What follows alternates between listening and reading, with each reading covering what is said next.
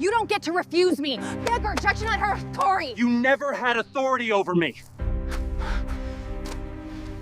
She jabbed a finger into my chest before I even reached the top step of my own porch.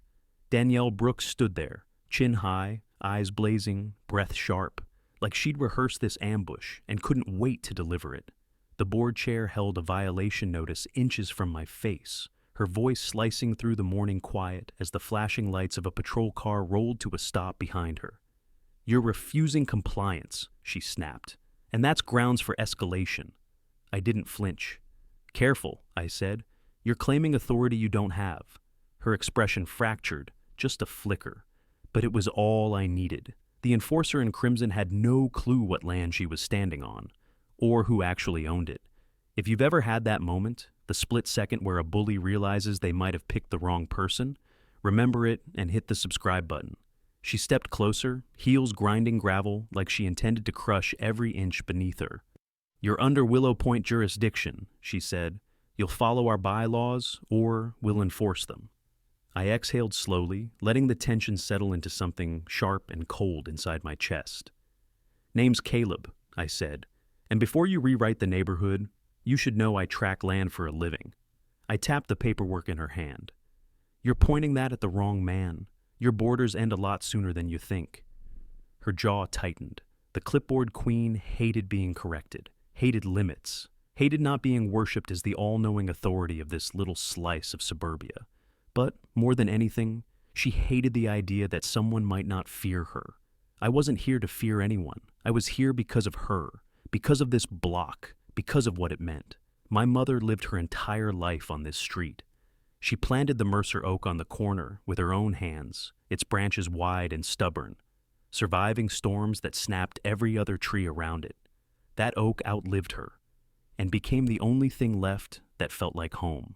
Before she passed, she made me promise one thing, that I wouldn't let anyone bulldoze the block she loved, the place where she taught neighborhood kids to ride bikes, the place she fed half the street during summers, the place she said felt like family, even when family was falling apart. So, when the HOA tried to expand years later, swallowing house after house under Danielle's rule, I didn't argue, I didn't protest. I bought the entire block outright, quietly, legally, completely. Every deed, every yard, every structure, every inch my mother once fought to protect. And now, the tyrant in heels was standing on my property telling me I was out of compliance. I glanced over her shoulder as Officer Diaz stepped closer, hand resting cautiously near his belt. Not aggressive, just wary. He'd been called here by the officer of rules who used law enforcement like props in her performances. "Is there a problem here?" Diaz asked.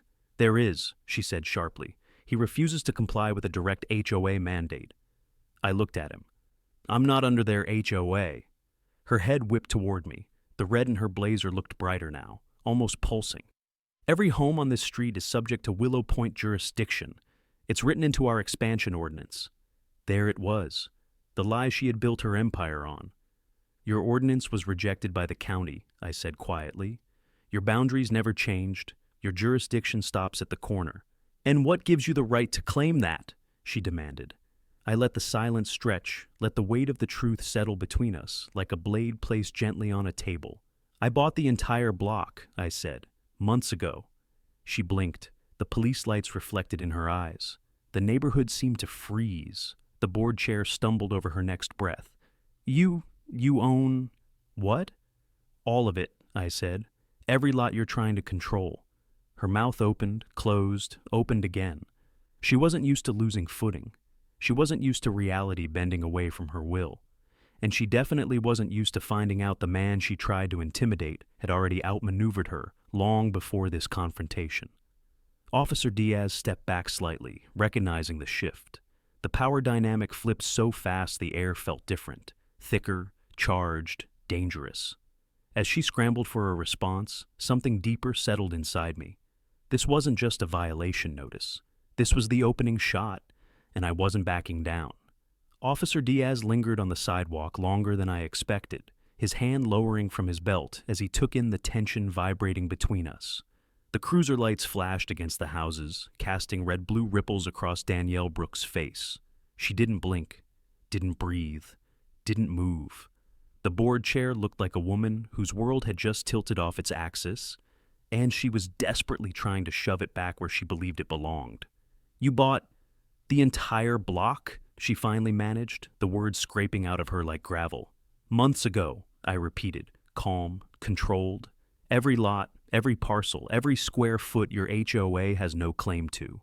Her breath caught, not in fear, but in outrage.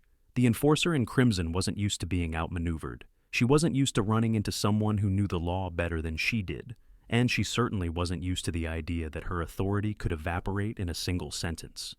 "You can't just purchase your way out of compliance," she snapped, voice rising too fast, too early. The crack showed through. "You can't enforce rules where you have no jurisdiction," I said. Officer Diaz cleared his throat. "Ma'am, if he's not under your HOA..." "He is," she cut in, pointing a trembling hand toward me. "He has to be. All adjacent homes fall under our expansion map." I raised an eyebrow. She was doubling down. "Of course she was." "Your expansion petition was denied by the county," I said. 2 years ago." Her face went still, completely still. The clipboard queen, normally so sharp and quick, froze like someone had unplugged her brain. Officer Diaz turned toward her. "Is that true?" "No," she said too quickly. "He's misinformed, grossly misinformed." I didn't bother responding. I just watched the way she adjusted her blazer, the way her fingers twitched at her side, the way she avoided looking directly at the corner where the Mercer oak stood tall and unmoving. She hated that tree, hated what it symbolized, hated that she couldn't cut it down or force anyone to beautify it under her standards. The tyrant in heels took a step toward me, her voice dropping into something cold. "We will verify your claims, and until we do, you are considered non-compliant." "That's not how jurisdiction works," I said. "It is how my community works." There it was, her truth, her flaw, her downfall. She didn't run an HOA, she ran a kingdom in her mind. Officer Diaz exhaled and finally stepped between us. "Look, I'm only here because someone reported a non-compliant resident refusing directives. But, ma'am..." He paused, looking at her with new caution. "It sounds like this isn't a law enforcement issue." Her eyes flared. "He's obstructing board authority." Diaz shook his head. "HOA disputes are civil, not criminal." She opened her mouth, then slammed it shut. The officer of rules had miscalculated. Badly. When Diaz walked back to his cruiser to clear the call, she turned on me so fast the air felt charged. "You're lying," she hissed. "You're manipulating records. No one just buys an entire block." I stepped onto my porch, keeping my voice steady. "You'd be surprised what people do when they want to protect something." Her gaze flicked to the Mercer oak again. The tree my mother planted. The one she knew she could never touch. She read the message in my silence, and it made her furious. Her heels stabbed the pavement as she spun away from me. "You haven't heard the last of this," she said over her shoulder. "I doubt I ever will," I replied. She stormed back to her car, but she didn't leave immediately. No, Danielle Brooks sat in that driver's seat for a long, frozen moment, hands gripping the wheels so tightly her knuckles whitened. I knew why. She was realizing she'd started a fight she wasn't prepared for. A fight she might not win. A fight she didn't control. The cruiser pulled away first. Then, finally, her SUV jerked forward and disappeared around the corner. Neighbors stood silently on porches, behind curtains, beside cracked open doors. A few whispered. A few stared at me differently than before. They'd seen the mask slip from their queen, and beneath it, she was rattled. I walked over to the Mercer oak and placed a hand on its bark, grounding myself in the familiar grooves. My mother always said this tree was a promise that home didn't have to be perfect. It just had to be ours. And tonight, that promise became a declaration. The HOA had drawn first blood, but I owned the whole field they thought they were fighting on. The neighborhood felt different the next morning, quieter, heavier, like the whole block was holding its breath after what happened. Word travels fast in places like Willow Point, especially when the board chair melts down in front of a police cruiser. Curtains fluttered as I stepped outside, coffee in hand, neighbors pretending not to watch me, but absolutely watching every move. I didn't blame them. When Danielle Brooks unraveled, the cracks spread far beyond her own home. I walked toward the curb to check the property markers. My mother always kept them clean, and I still did out of habit. When I saw someone lingering near the edge of the street, shoulders tense, posture stiff, arms tucked against his sides like he didn't know what to do with them.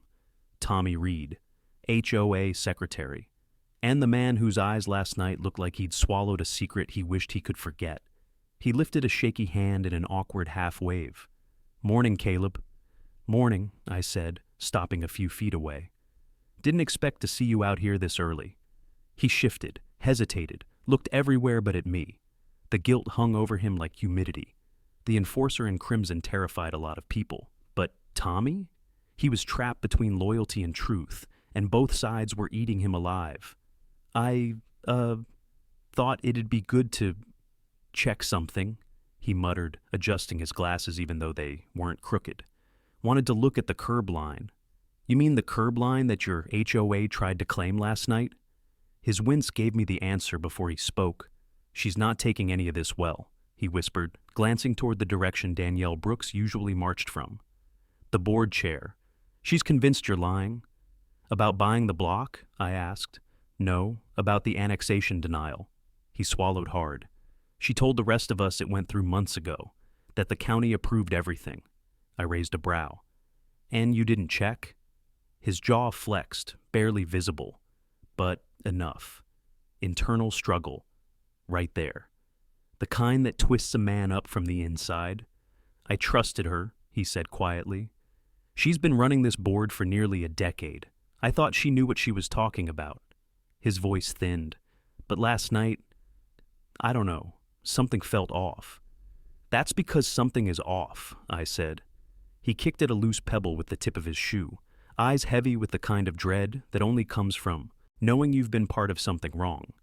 "She was on the phone for hours after the meeting," he murmured, yelling, accusing us of not backing her, saying we embarrassed her in front of the neighborhood. That sounded exactly like the clipboard queen, blaming everyone except herself. "Tommy," I said gently, "you know the block isn't in your HOA. You know it. You just need to say it out loud." His throat bobbed. His fingers fidgeted against each other. He looked at me for the first time, really looked, and the fear in his eyes was real. "If I oppose her," he whispered, voice trembling, "she'll ruin me." "She already is," I said. A shaky breath escaped him, his shoulders collapsing slightly under the invisible weight he'd been carrying. "You don't understand what she does inside those meetings, how she talks to people, how she frames everything. If you question her, even politely, she turns the whole room against you." He wiped his palms on his pants. "She scares me." Of course she did. That was the tyrant in Heel's greatest weapon, control through intimidation. "You don't have to stand against her alone," I told him. "You just have to stop standing in front of the truth." His eyes softened, the tension in his jaw loosened, and for a moment, the conflict inside him flickered visibly across his face. Guilt, fear, regret, hope, all of it. Before he could respond, a sharp voice split the air. "Tommy!" We both turned. Danielle Brooks stood at the corner, arms crossed, lips pinched, eyes narrow and poisonous. The blazer was back, brighter than the rage burning behind it. "I need a word," she said, not looking at me even once. "Now." Tommy stiffened, almost shrinking into himself. "You okay?" I murmured. He didn't answer. He just walked toward her, slow, reluctant, head down like someone heading toward judgment. She threw me a glare as they passed, one that promised escalation, retaliation, and a war she no longer controlled. And as I watched her drag him away like a soldier escorting a prisoner, one thing became absolutely clear. Tommy Reed wasn't just conflicted, he was breaking.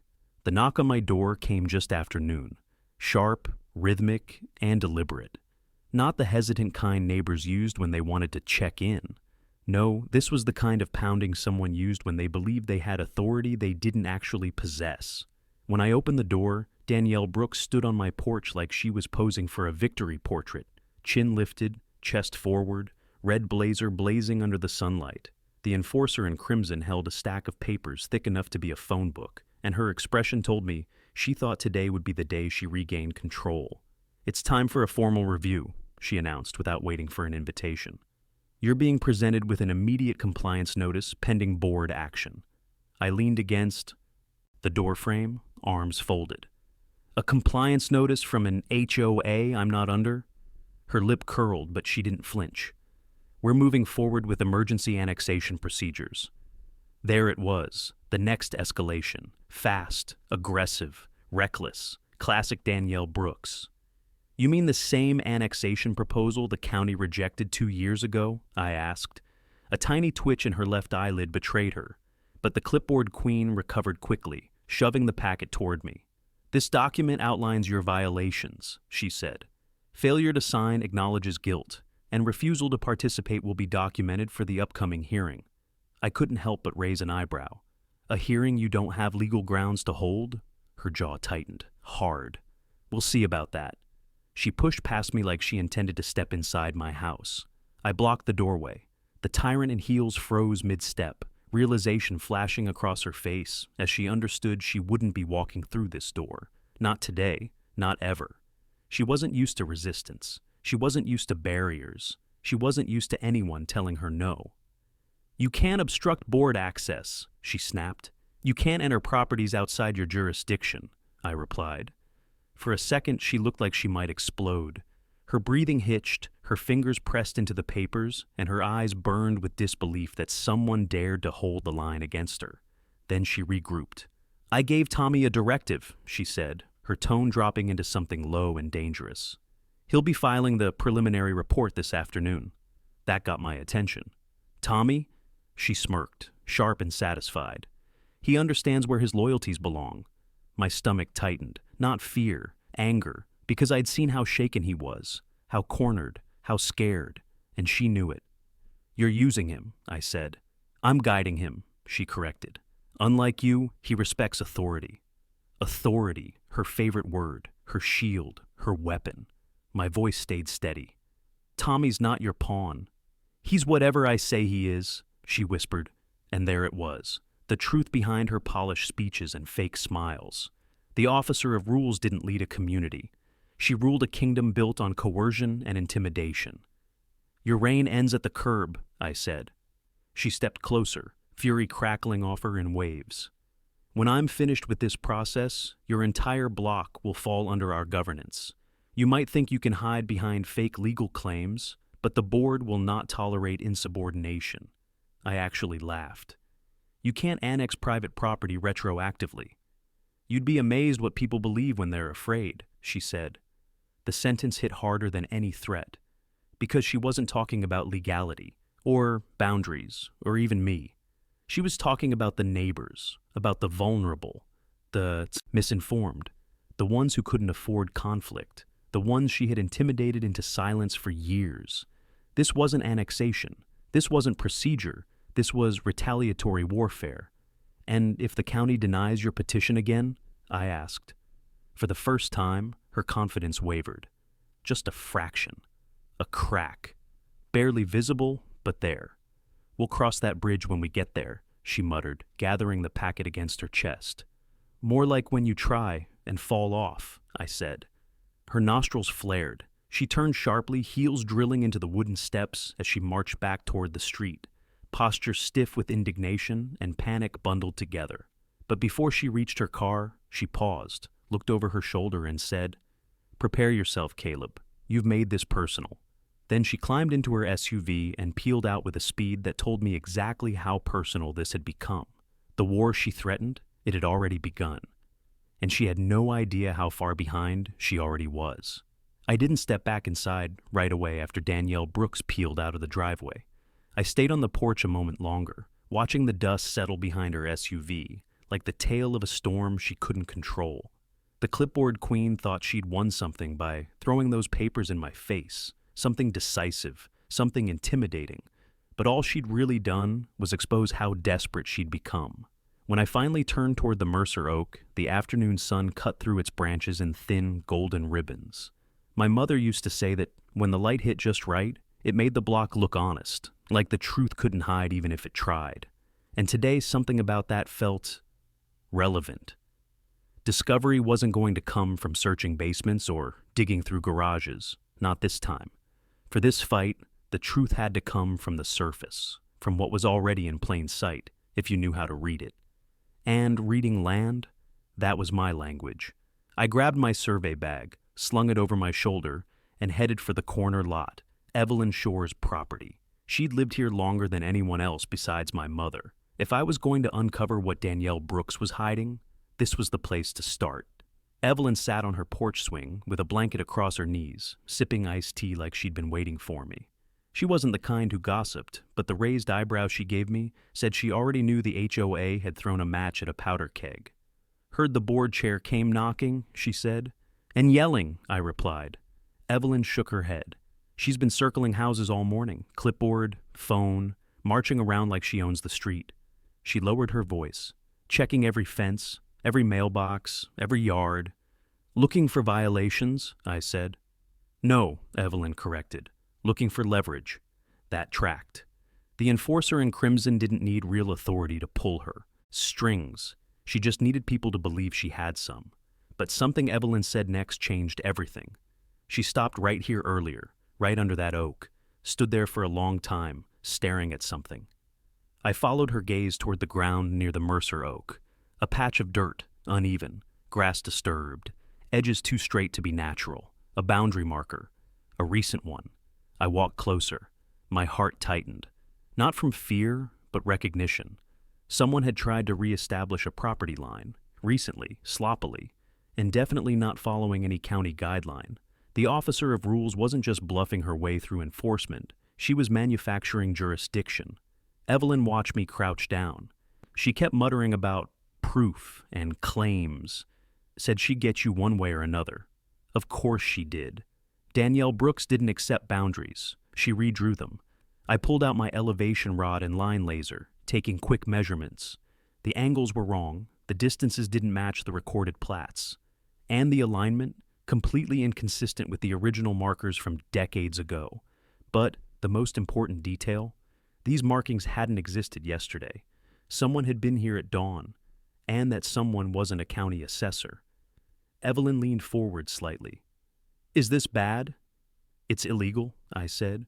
She's trying to fabricate evidence of HOA jurisdiction. Evelyn's hand tightened around her glass. She can't just do that. She can try, I said. She can hope no one notices, hope no one checks, hope fear keeps everyone quiet. I stood and exhaled slowly. But I'm not everyone. A car door slammed in the distance. I looked up.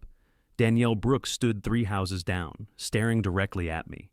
The tyrant in heels froze mid-step, realizing I'd found something she didn't intend anyone to see.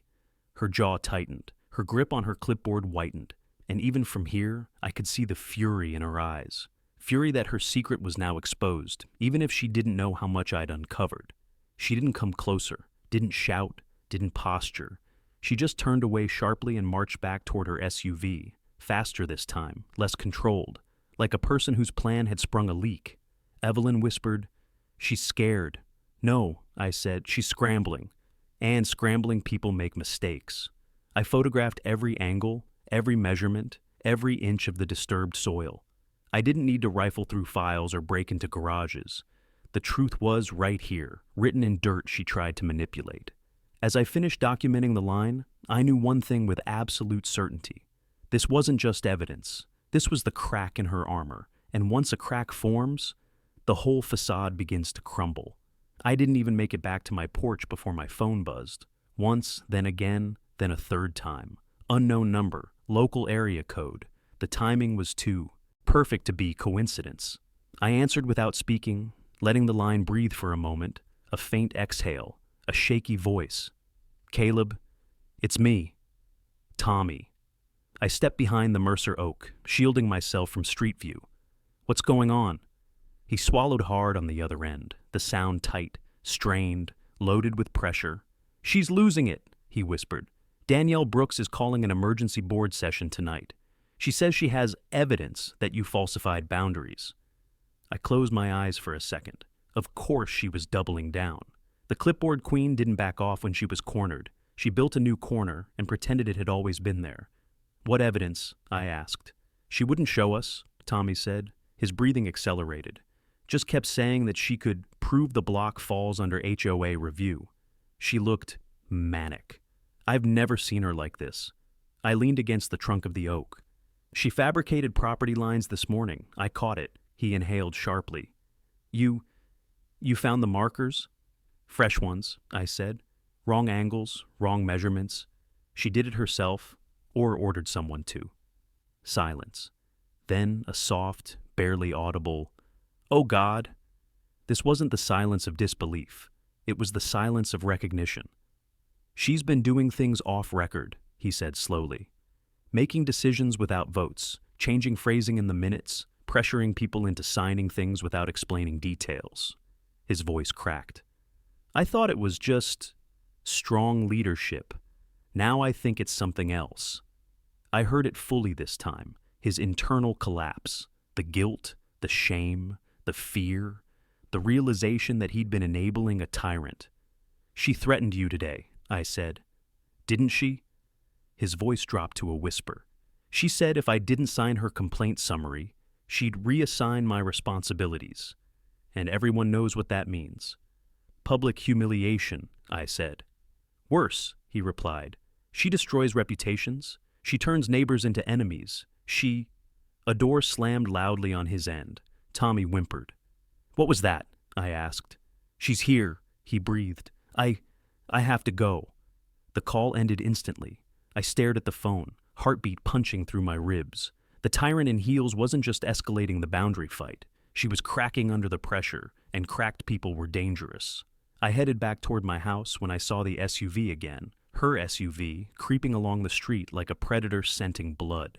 She slowed when she saw me standing beside the Mercer Oak. Her window rolled down barely an inch. Spying on neighbors now? She asked, voice dripping venom. Documenting unlawful alterations? I said. The window rolled down another inch. Her eyes were colder today. Flat, unblinking, almost empty.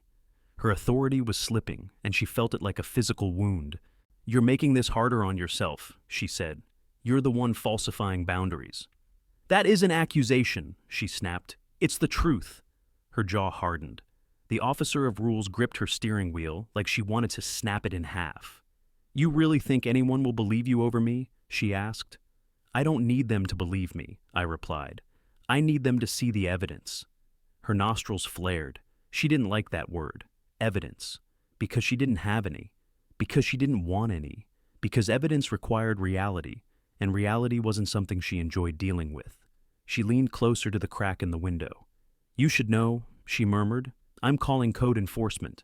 If the police won't stop you, the county will. There it was, the next escalation, the next attempt at intimidation. Call whoever you want, I said. She recoiled slightly, just enough for me to see it. She wanted a reaction, an emotional defense, a sign that I was rattled. Instead, I gave her calm. She hated calm. You think you're protected, she said coldly. But you're not. And when this is over, you'll wish you'd listened. And you, I said, will wish you'd told the truth. Her window slid up. Her SUV sped away. But she didn't make it far. Because half a block down, she slammed on the brakes, got out, and started furiously snapping photos of a neighbor's trash bins, grasping for violations anywhere she could find them. Everyone was watching her now. Everyone was whispering. Everyone could feel it. This wasn't enforcement anymore. This was unraveling, and for the first time since this began, I felt the stakes shift. Not just for me, but for the entire block. The storm she'd created was finally turning back toward her. By the time dusk settled over the block, the tension in the air felt almost metallic, sharp, heavy, waiting to snap. The neighborhood was quieter than usual, like everyone sensed the shift happening beneath the surface. Porch lights flicked on one by one, illuminating doorways and anxious faces peering through blinds. I stood beneath the Mercer Oak, documenting the last of the falsified boundary markers with my camera when footsteps approached. Fast, uneven, panicked. Caleb! Caleb! I turned just as Tommy Reed rushed toward me, breathless, eyes wide with something between fear and determination. His shirt was wrinkled, his hair disheveled, and sweat darkened the collar. It looked like he'd run the entire way. He stopped a foot away, bracing his hands on his knees. I had to get away from her, he gasped. Danielle Brooks. Of course. The board chair had probably cornered him again, demanding loyalty, demanding compliance, demanding silence. She used pressure like oxygen, and right now, Tommy looked starved of air. "What happened?" I asked. He swallowed hard. "She called the emergency session early. Wouldn't even let us look at the agenda. She just stormed in and started yelling about you manipulating county records, accusing you of harassment, trespassing, everything." I exhaled slowly. "Sounds like her." "No," he said, voice cracking. "This was different. She's unraveling. She ripped up the minutes from last week right in front of us, said they were biased. And then she told me I had to—" He stopped, fists clenching at his sides. "What did she tell you to do?" He looked up, eyes shining with guilt. "She said I had to sign an affidavit stating you threatened her." I went still. "She wanted me to claim you raised your voice, stepped toward her, refused to let her leave," Tommy whispered. "None of it happened. None." "Did you sign it?" I asked. He shook his head. "I told her I wouldn't lie, not about something that serious." That explained everything, the shaking, the fear, the desperation. The enforcer in crimson didn't handle disobedience well. And refusing to help fabricate a legal charge, that was rebellion. "What did she do?" I asked quietly. Tommy's voice dropped to a whisper. "She said if I didn't comply, she'd restructure board roles. And we both know what that means. Public humiliation, isolation, character assassination, the clipboard queen's favorite tools." He wiped his palms on his jeans, hands trembling. "I think she's planning something for the meeting tomorrow, something big. She kept saying she'll shut you down permanently." A chill rippled down my spine, not from fear for myself, but concern for how far she'd go now that she was losing control. Tommy reached into his jacket pocket. I brought you something." His hand shook as he pulled out a flash drive, small, unmarked, light glinted off the metal casing. "What is this?" I asked. "Proof," he whispered. He looked around nervously before continuing. "Recordings, emails, the rejected annexation letter, the county denial, the notes she hid from the board, the original boundary plat she tried to rewrite. Everything." My breath caught, not in surprise, but relief. This was it. The breakthrough, the confession that Part 7 required. "She'll know I leaked it," he said, voice trembling. "She'll come after me." "She already is," I said gently. "You're choosing the right side this time." He blinked hard, shoulders shaking. "I can't let her keep doing this. Not to you, not to the neighbors, not to anyone." For the first time since meeting him, Tommy stood straight, spine lifted by something stronger than fear. Courage. But it wouldn't last long. Footsteps echoed down the street, fast, deliberate, furious. We both turned just as Danielle Brooks stormed into view, eyes blazing, hair wild from the wind, blazer glowing like a battle flag. "There you are!" she snarled. Tommy flinched, stepping instinctively behind me. The tyrant in heels marched forward as if the sidewalk belonged to her. "I've been looking for you," she hissed. "Both of you." Her gaze dropped to Tommy's shaking hands. "What did you give him?" she demanded. Tommy froze, silent, terrified. I stepped between them. "Back away." She laughed, a cold, unhinged sound that ricocheted off the quiet houses. "You think you can hide? You think you can win? Tomorrow everyone will see you for what you are." "Oh, they will," I said, "because tomorrow they'll see the evidence, not your fantasies." Her eyes widened, a crack, a fracture. She hadn't expected resistance. She'd never expected rebellion. Tommy clutched the flash drive tighter. This was the turning point, the part where her kingdom began to crumble in public view, and she knew it. Night settled over the block like a slow, suffocating blanket, heavy, tense, charged with the kind of electricity that comes right before a storm. I locked my door behind me, the flash drive Tommy handed over still warm in my pocket, like it carried its own pulse. This wasn't just evidence. This was dynamite. And tomorrow's board meeting, that was the fuse. I sat at my kitchen table, laptop open, the glow of the screen reflecting off the wood my mother once polished every Sunday. The house felt quieter than usual, as if even the walls were listening. I clicked the first file, recordings, emails, denied petitions, draft minutes she never released, audio of Danielle Brooks bullying board members into silence. Every file told the same story. The board chair had been lying for years. The annexation denial was clear as day. Stamped, signed, verified. A legal dead end she pretended never existed. The enforcer in crimson had kept it hidden, feeding the neighborhood a narrative stitched together from arrogance and desperation. I leaned back, letting the information settle into a pattern, one only someone in my field would understand. Her lies weren't random. They were calculated. Each falsified claim connected to the next. Boundary manipulation, jurisdiction rewriting, coercing board signatures, manufacturing compliance. She wasn't running an HOA, she was running a personal regime, and now I had the proof to unravel it. A knock rattled the door, 3 sharp taps, not hostile, urgent. I opened it to find Evelyn Shore wrapped in a shawl, her face etched with worry. "I saw her," she whispered. My stomach tightened. "Saw who?" "Her." She pointed a trembling finger toward the street. The clipboard queen. She was wandering between houses again, flashlight, notebook, muttering to herself. She stopped at your driveway for a long time. I exhaled slowly, forcing my voice to stay even. "Did she try anything?" "No," Evelyn said. "But she looked wrong, like someone who lost something important and is tearing through the world to get it back." That checked out. Danielle Brooks wasn't just losing control. She was unraveling thread by thread, and the more the seams split, the more frantically she tried to sew them back together. "Thank you for telling me," I said. "Make sure your doors are locked tonight." Evelyn nodded, but her eyes lingered on me with something else. Hope, fear, maybe both. "You'll put a stop to this, won't you?" "I will," I said, because after tonight, I had what the county never did. A complete picture of the corruption. When she left, I shut the door, returned to the table, and laid out my strategy. Part 8 wasn't about confrontation.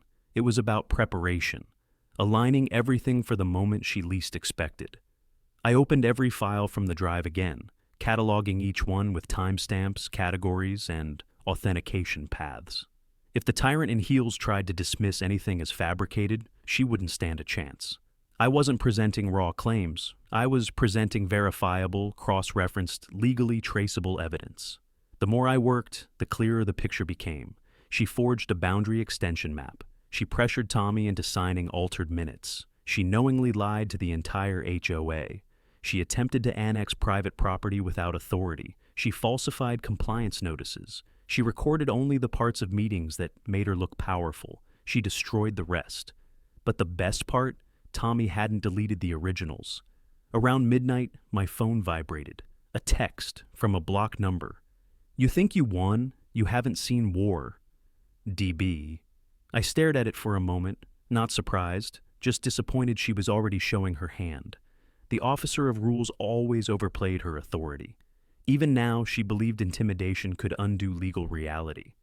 I set the phone down and pulled out a binder, thick, heavy, organized. Every page I printed went inside. Every screenshot, every timestamp, every email chain. Tomorrow wasn't about proving she was wrong. Tomorrow was about proving she had never been right. As I finished assembling the last section, headlights swept across my front window. I moved to the side, peering through the gap in the curtain. Her SUV, slow, predatory, circling the block like a shark in shallow water. Danielle Brooks rolled past my house, face stone cold behind the windshield, eyes forward, grip tight on the wheel. She didn't stop, didn't look my way, didn't need to. Her message was clear. She wasn't backing down. She wasn't surrendering. She wasn't finished. Good. Neither was I. With the flash drive secured, printed files ready, and the truth finally aligned, tomorrow's meeting wouldn't just expose her. It would dismantle her. Morning hit the block like a warning bell. Cold air, low clouds, neighbors moving slower than usual, all of them glancing toward the community center where tonight's board meeting would be held. Everyone felt it. The shift, the crack, the looming collapse of something that had controlled their lives far too long. I stepped out onto my porch with my binder under my arm. Evidence organized, verified, untouchable. Today wasn't the fight. Today was the positioning before the fight. And if I was going to dismantle Danielle Brooks publicly, I needed the entire block to see what she'd become. As I walked toward the Mercer Oak, I caught sight of her SUV parked 2 houses down. She stood outside it, pacing furiously, clipboard clamped under her arm like a shield she couldn't function without. The board chair looked disheveled in a way I'd never seen before. Hair slightly out of place, blazer wrinkled at the edges, eyes rimmed red from a night spent spinning threats instead of sleeping. She froze when she saw me. Her nostrils flared. Then she started walking over. Not marching, not storming, walking, controlled, but barely. "You've been busy," she said. Her voice was low, brittle. "Preparing for tonight," I replied. The enforcer in crimson scowled.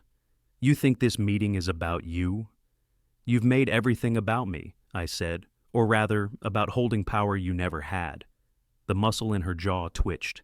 "This neighborhood needs order, and you need control." Her eyes flicked down to the binder. "You won't win. You said the same thing when the county rejected your annexation." Her breath hitched, just enough to confirm the hit. She leaned in, whispering through clenched teeth, "You don't know what I'm willing to do." "I know you falsified boundary markers," I said calmly. "I know you pressured Tommy to sign false affidavits, and I know you've hidden documents from your own board." Her pupils dilated. The truth landed like a hammer. She wasn't expecting me to lay the cards out so plainly. "You can't prove—" "I can," I cut in, "and tonight I will." Something flickered across her expression. Rage, fear, disbelief, all tangled together. The clipboard queen opened her mouth, but no words came out. She turned away, gripping her clipboard so tightly her fingers whitened, and stomped back to her SUV without another word.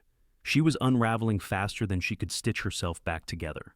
I continued my walk around the block, binder tucked under my arm, taking photos of every house she'd targeted. Not to build a case, no, that part was already done. This was about preparation, positioning, making sure the neighbors saw me out here, saw I wasn't hiding, saw I wasn't afraid. Because fear was the currency she ran on, and I was bankrupting her. Halfway down the block, I passed by Mrs. Langston's house. She stood on her porch with arms folded, eyebrows raised. "She came by this morning," she said. "What did she want?" "Pictures of my shutters." Mrs. Langston scoffed, said they were a quarter-inch too wide. I told her I've had these shutters since '91. "Let me guess," I said. "She didn't care?" "She never cares," Mrs. Langston replied. "But today?" She looked rattled. Good. The tyrant in heels should be rattled. By the time I reached the end of the block, I spotted Tommy sitting on the curb near lot 17, knees pulled up, hands clasped, staring at the pavement like it might swallow him whole. The guilt from yesterday still clung to him like fog. "You okay?" I asked. He shook his head. "She cornered me again this morning, told me if I betray her, she'll bring legal action against me." "She can't," I said. "She doesn't have grounds." "I know," he whispered, "but I'm scared anyway." I sat beside him. "You brought me the flash drive. That took guts." "It took desperation," he murmured. "But thank you for saying that." I looked at him carefully. "Are you ready for tonight?" He hesitated, jaw tight, breath uneven, and then nodded. "I'll back you. I'll tell the truth." "Good," I said. "Because once this starts, she's going to come at both of us." "She already has," he whispered. A car door slammed behind us. We both turned. Danielle Brooks stood there, expression carved from stone, eyes locked on the binder in my hands. She didn't speak, didn't yell, didn't threaten. She just stared. And for the first time since this war began, she looked like someone who knew she was close to losing everything. Tonight would decide it. By late afternoon, the sky hung low and gray over Willow Point, the kind of weather that made everything feel heavier, like the block itself understood what was coming. Tonight wasn't just another HOA meeting. It was the hinge the entire neighborhood would swing on, and Danielle Brooks knew it. You could feel her tension leaking through the streets like a gas line ready to spark. I walked toward the community center with the binder tucked against my side. My steps were steady, deliberate, prepared. Every file inside was organized in a way she couldn't spin, twist, or intimidate her way out of. The truth had weight, and I intended to lay all of it at her feet. As I crossed the sidewalk, I saw her SUV already parked crooked across two spaces. Classic. The board chair stood near the entrance, phone pressed to her ear, voice sharp enough to cut through walls. She wasn't even pretending to hide her panic anymore. "No, listen to me," she hissed into the phone. "We're not postponing. We can't postpone. He's manipulating everything. Yes, everything. A pause. Then do something. You're the treasurer. Back me for once. She hung up with a slap of frustration, then spotted me and braced herself, straightening her blazer, lifting her chin like she still believed posture could overpower truth. You're early, she muttered. Preparation matters, I said. The enforcer in crimson scanned me with a restless, twitching gaze. Just know this, she whispered. When the board votes tonight, you'll regret every step you've taken. That depends, I said calmly. Are they voting on reality or your version of it? Her breath caught. The hit landed deep. She stormed inside without another word. I remained outside for a moment, letting the weight of the air settle around me. Cars were pulling up one by one. Neighbors stepped out, some alone, some in pairs, their expressions tight with expectation. They weren't just attending a meeting. They were witnessing a collapse. Tommy approached slowly from across the lot, shoulders hunched, clutching a folder of his own. He looked nervous, but he also looked ready. You sure you want to do this? I asked. No, he said honestly, but it's the right thing. Courage didn't always roar. Sometimes it whispered with shaking hands. Stay close to me once this starts, I told him. She won't be able to isolate you in front of everyone. He nodded, swallowing hard. As we walked toward the doors, the clipboard queen reappeared inside the lobby, arms folded tightly, eyes burning with the kind of fury only a threatened tyrant feels. Behind her, 2 board members hovered near a table, whispering to each other with unease etched across their faces. The tyrant in heels stepped forward, blocking the entrance for a half-second. Just so we're clear, she said, I'm documenting everything tonight, every word you say, every claim you make. Good, I said. I want a record. She froze, just a blink, but enough to reveal how deeply she'd expected fear, not confidence. Inside, the rows of chairs were already filling. Residents sat in tight clusters, murmuring. An older man pointed toward Danielle, shaking his head. A younger couple whispered urgently, while keeping eyes on me and Tommy. Whisper networks were alive, charged, spreading every piece of the puzzle. This wasn't her room anymore. She felt it. We all did. At the front of the room, the board table sat beneath harsh fluorescent lights. Danielle's seat, centered, elevated slightly, looked more like a throne she'd been guarding for years.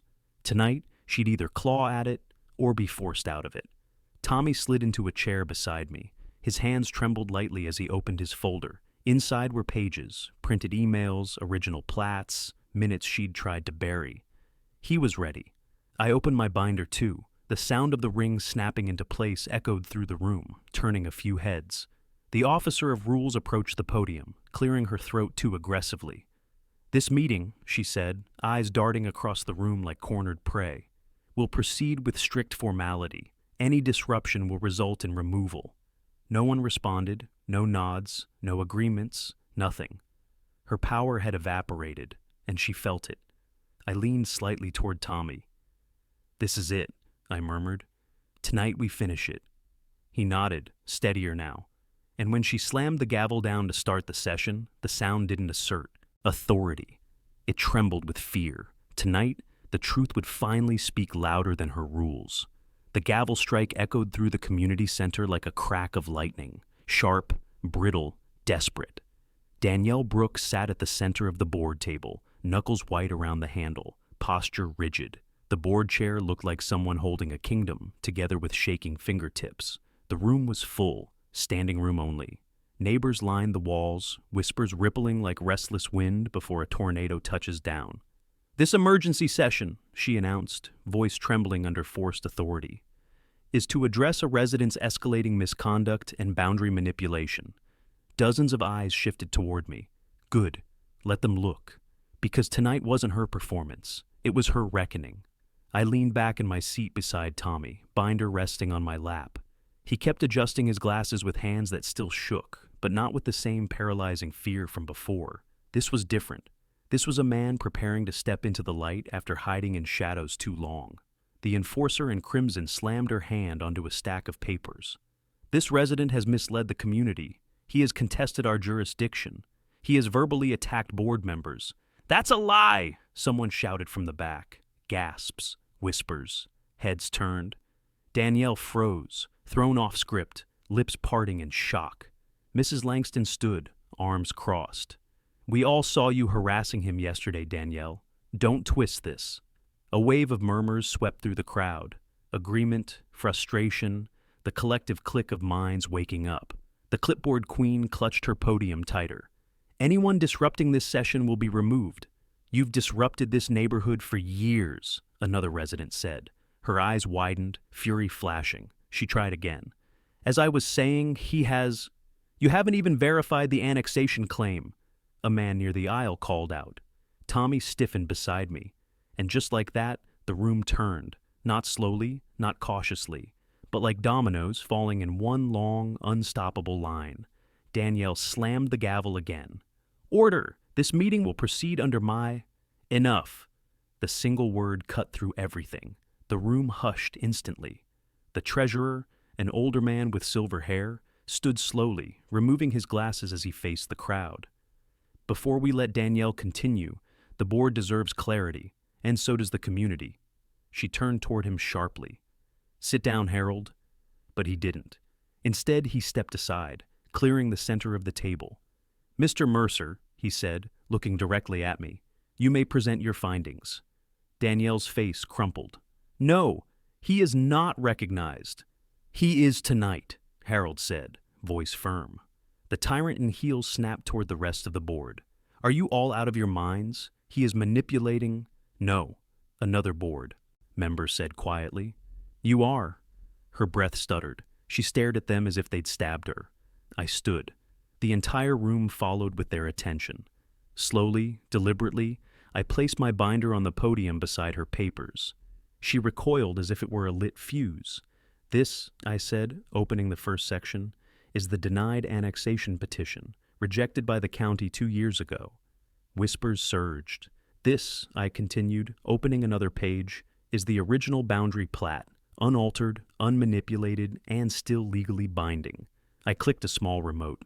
Evelyn dimmed the lights, and the screen behind us lit up with the documents clearly displayed. "And this," I said, holding up a photo of the freshly disturbed soil, "is the falsified boundary line made yesterday morning, right under the Mercer oak." A collective gasp rippled across the room. Danielle lunged toward the photo. "Those are doctored?"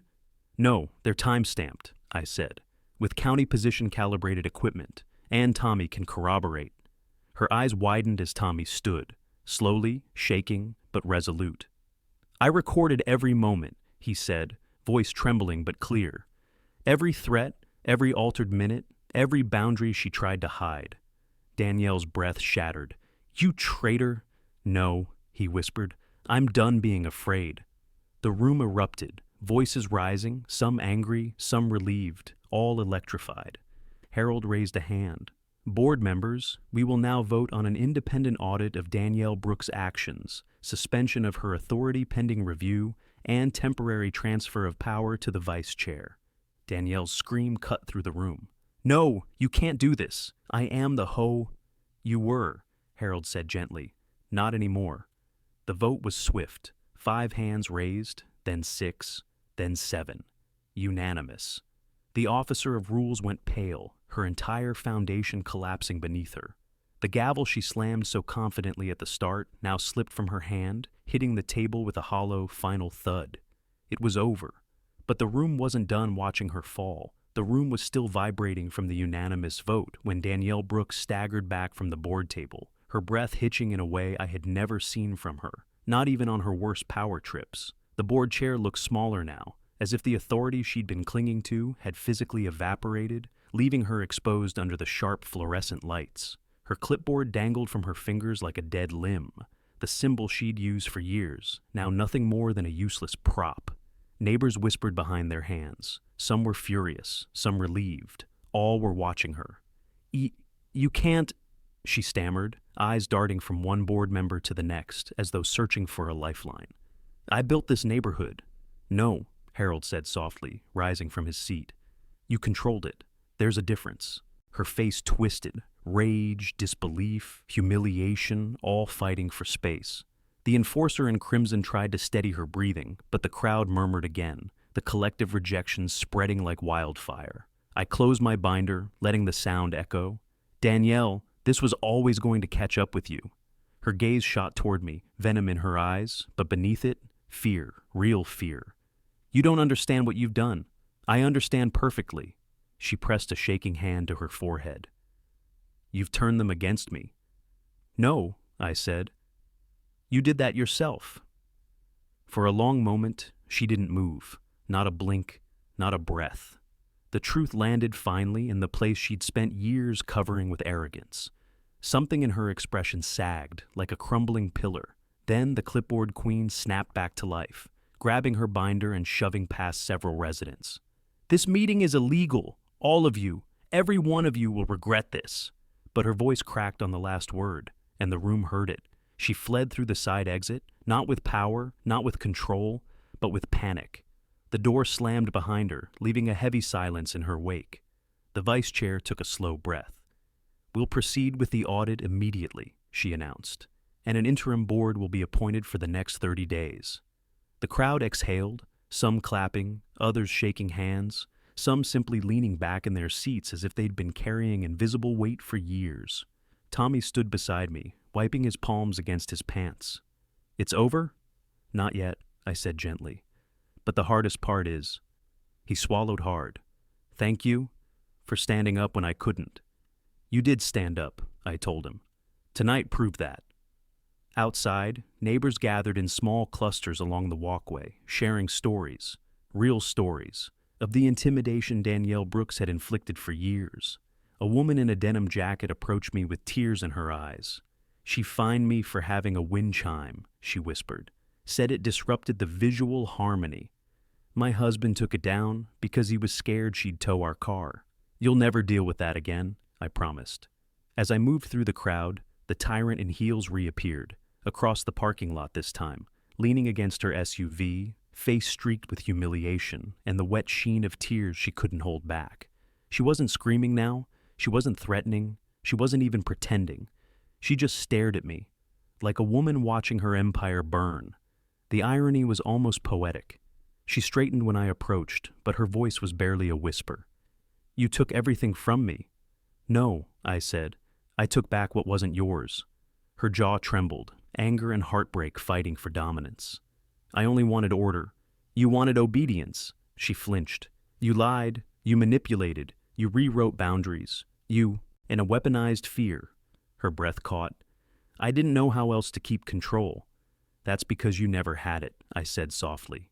"You just forced everyone to pretend you did." She shook her head slowly, eyes glistening. "They'll hate me forever." "Maybe," I said, "or maybe they'll finally breathe." For a moment she didn't speak. Then she climbed into her SUV, started the engine, and drove away. Not fast, not wildly, but quietly, like someone finally accepting that the world they built was never real. As the neighborhood's murmurs grew behind me, I took a deep breath.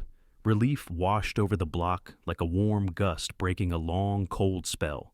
For the first time in years, people weren't afraid to stand outside after a meeting. They weren't afraid of her. Walking back toward the oak, I turned and addressed the camera, my voice steady, grounded. If you want more stories of homeowners standing up to HOA tyranny, hit subscribe right now, share your story in the comments, and let me know where you're watching from. Tonight, a community reclaimed its voice. Tonight, fear finally lost. Tonight, a neighborhood became a neighborhood again.